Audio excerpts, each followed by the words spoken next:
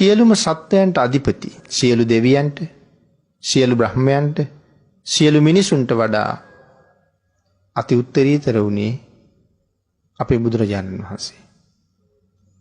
දේවාති දේවයි, දෙවියන්ට දෙවියෙක්, බ්‍රහ්මාති බ්‍රහ්මයි, බඹුන්ට බ්‍රහ්මෙක්.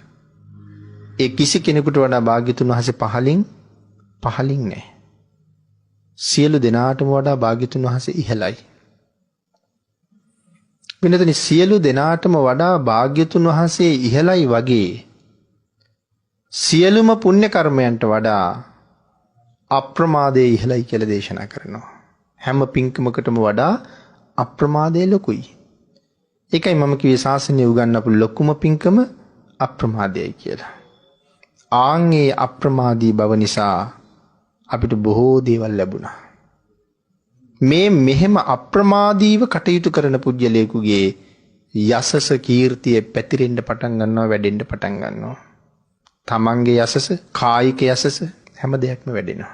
කායික යසස වැඩෙනවා කියලා කිව්වේ අප්‍රමාදීව කටයුතු කරපු නිසා ලස්සන වෙනවා, උස යනවා, උසට ගැලපෙන මහතක් ඇති වෙනවා, හොඳ ප්‍රඥාවක් ඇති වෙනවා, මහත් වූ භෝගස්කන්ධයක් ලැබෙනවා. එතකොට අපේ අය හිතන්න පුළුවන් මේ ජීවිතේ එහෙම කරාම අපිට එහෙමම වෙයිද කියලා. පෙර ජීවිතවල අපි හුඟක් පින් කරපු නිසා තමයි මේ වගේ ලස්සන ජීවිත හම්බ වෙලා තියෙන්නේ. සමහර කට්ටියගේ ඇස් පේන්නේ, සමහර අයගේ කන් ඇහෙන්නේ, සමහරුන්ට කතා කරන්න බෑ, සමහරුන්ට ඇවිදින්න බෑ. එහෙම මිනිස්සු අතර අපිට ඇස් පේනවා, කන් ඇහෙනවා, කතා කරන්න පුළුවන්, හොඳ මානසිකත්වයක් තියෙනවා, වැඩ කරන්න පුළුවන්, ඉගෙන ගන්න පුළුවන් වුණා. මේ දේවල් ඔක්කොම කෙරුණේ ඇයි?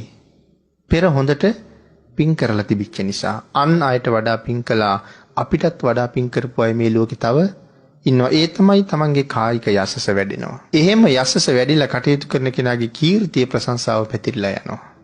මනා සිල් ගුණ ආරක්ෂා කරගෙන ඉන්න කෙනෙකුගේ කීර්තිය දෙව්ලොව පවා පැතිරලා යනවා. ඒ සිල් සුවඳ උඩට, හරහට, යටට හැම තැනටම පැතිරෙනවා කියලා භාග්‍යතුන් වහන්සේක අවස්ථාවක දේශනා කොට වදාලා. මහත් වූ භෝගස්කන්ධයක් ලැබෙනවා. අපේ ශාසනයේ අප්‍රමාදීව කටයුතු කරන කෙනෙක් ලබන මහත් වූ සම්පත් 5ක් පිළිබඳව සඳහන් කළා. ඒ අප්‍රමාදීව කුසල් දහම් රැස් කර ගන්නවා. හරියටම තෙරුවන් සරණ ගිහිල්ලා මනාව පන්සිල් රැක ගන්නවා. ආන් එහෙම කෙනෙක් උත්සාහ කරනවා නම් එයාට මහත් වූ භෝගස්කන්ධයක් ලැබෙනවා. දැන් අපි හුඟක් හිතාගෙන ඉන්නේ මේ සිල් රැකගෙන සල්ලි හම්බ කරන්න බෑ කියලානේ. ඒකට උත්තරේ භාග්‍යතුන් වහන්සේම දුන්නා. හරියටම තෙරුවන් සරණ ගිහිල්ලා පන්සිල් රැකින්න, පන්සිල් රැකගෙන යම් කර්මාන්තයක යෙදෙන්න ඔහු වේගෙන් ධනවත් වෙන්න පටන් ගන්නවා. මහත් වූ භෝගස්කන්ධයක් ලැබෙනවා.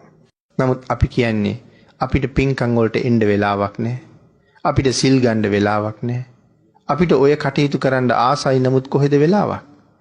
ආන් ඒකට වෙලාව හදාගන්න නැතුව ඒගොල්ලෝ වෑයම් කරන්නෙම ධනෙ හම්බ කරන්නයි. ආන් ඒකට කියනවා අප්‍රමාදය කියලා. එහෙනම් මේකට ඇවිල්ලා තෙරුවන් සරණ ගිහිල්ලා සිල් ගුණ රැකගෙන කටයුතු කරන්න. එතකොට අප්‍රමාදී.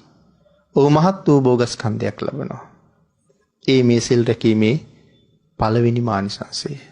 දෙවෙනි ආනිසංසය කල්යාණ වූ කීර්ති ഘോഷාවක් ඒ පුජ්‍යලයා වෙනුවෙන් පැතිරෙන්න පටන් ගන්නවා. තුන්වෙනි ආනිසංසය තමයි පිරිස මැදට යනකොට ඊටාම නිර්භයව යන්න පුළුවන්කම තියෙනවා. සිල්වතාට කවුරු ළඟට ගියත් බයක් ඇති වෙන්නේ නැහැ. මැරෙන වෙලාවට සිහි මුලා බවක් එන්නේ නැහැ. සමහර අය මරණාසන්න වෙනකොට මුලා වූ සිහියක් තියෙනවා. එහෙම වෙන්නේ නැහැ තෙරුවන් සරණ ගිහිල්ලා හරියටම සිල් මත හිටපු කෙනාට. මැරිච්ච ගමන් සුගතියක උපදිනවා. එහෙනම් මේ කරුණු මනාව ජීවිතයට එකතු කරගෙන කෙටියෙන් පැහැදිලි කරපු කරුණු වැඩියෙන් හිතන්න පුරුදු වෙන්න. ටිකක් අහලා හුඟක් හිතන එකටයි බණ අහනවා කිව්වේ.